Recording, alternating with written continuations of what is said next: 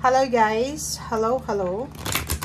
Welcome dito sa aking channel, Kapalaran 888. Earth Signs, Virgo, Capricorn, and Taurus. Earth Signs, Virgo, Capricorn, and Taurus. Alamin natin kung anong messages, vibration, energy, weekend message para sa lahat ito.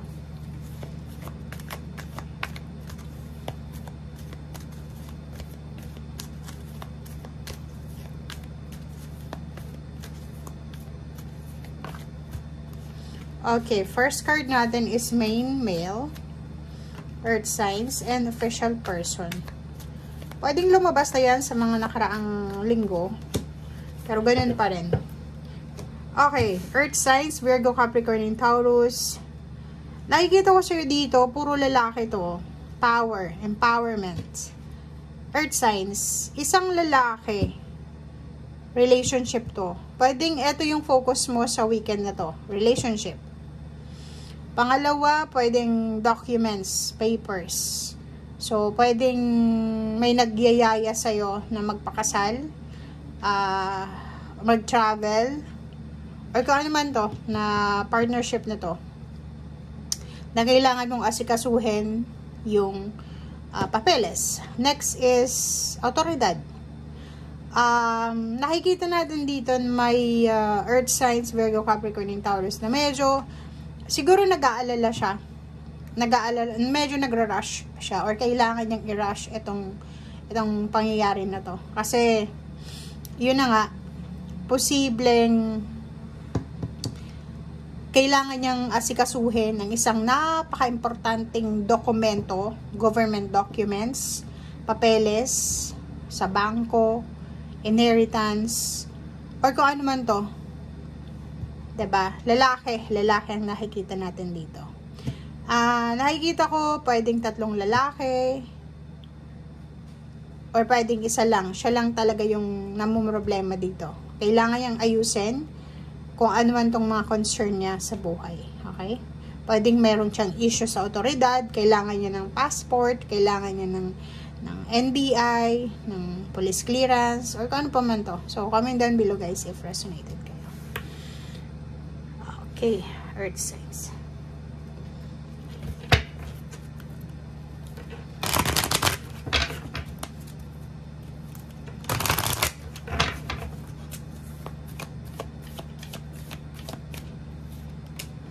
Okay, so pareho kayo ng fire sign Leo, Aries, Sagittarius. Makinig daw kayo sa weekend na to. So, may kailangan kayong pakinggan. Huwag kayong papanik or huwag kayong mabilis gumawa ng desisyon. Kailangan yung makinig. Okay, kailangan yung pag-isipan ng bawat desisyon. Okay, energy work. Oh. Physical body ba to? Chakra kasi siya eh. So, medyo may mga imbalances ka sa chakra mo. Like, for example, imbalance yung throat chakra, heart chakra, or kano pa man.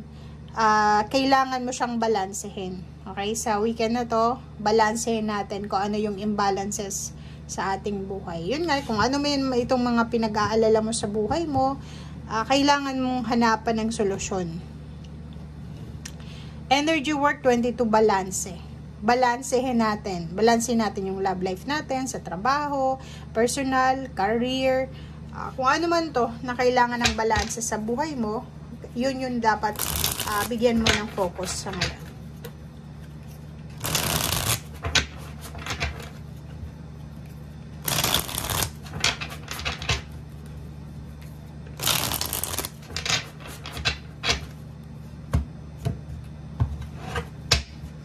Okay.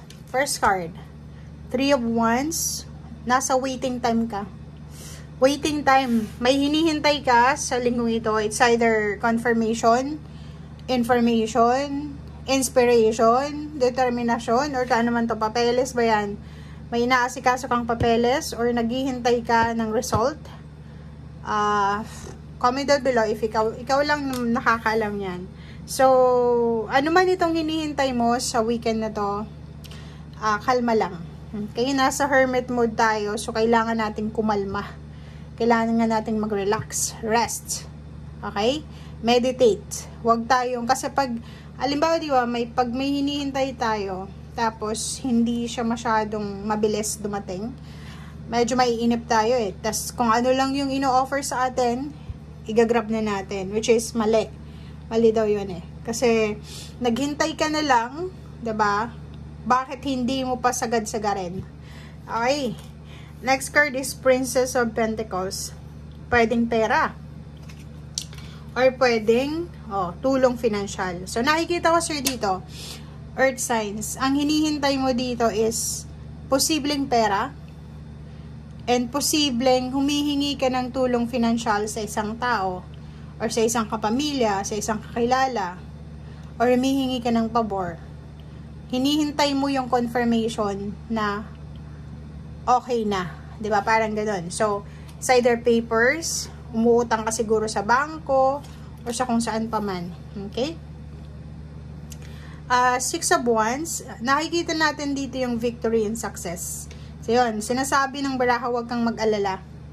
Kasi, parating na yung victory, success, recognition, rewards, awards. Kung gagraduate ka, may anak kang gagraduate, may anak kang nag-take ng board exam, ikaw ba ay nag-take ng board exam, parang gano'n. So, huwag kang masyadong magpapanik ngayon. Kasi, sinasabi ng baraha, ano man itong hinihintay mo, result ng loan mo, umutang ka sa bangko, result ng balance, yung parang, alam mo yung nag-send ka ng message sa isang tao na uutangan mo or hihingan mo ng pabor, until na wala pang result, wala pang sinasabi sa'yo. But, ang pinaka-positive dito, itong Six of Wands, victory and success.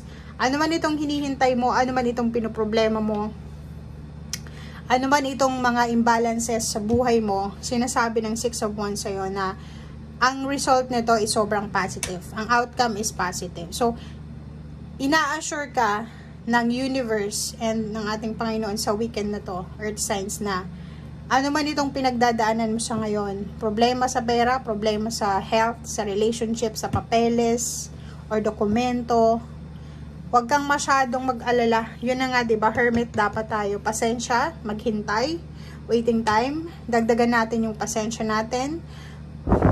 Ganon, breathe in, breathe out. Weekend naman, so if wala ka namang trabaho, energy work tayo, 'di ba? Pwedeng mag-detox, purify.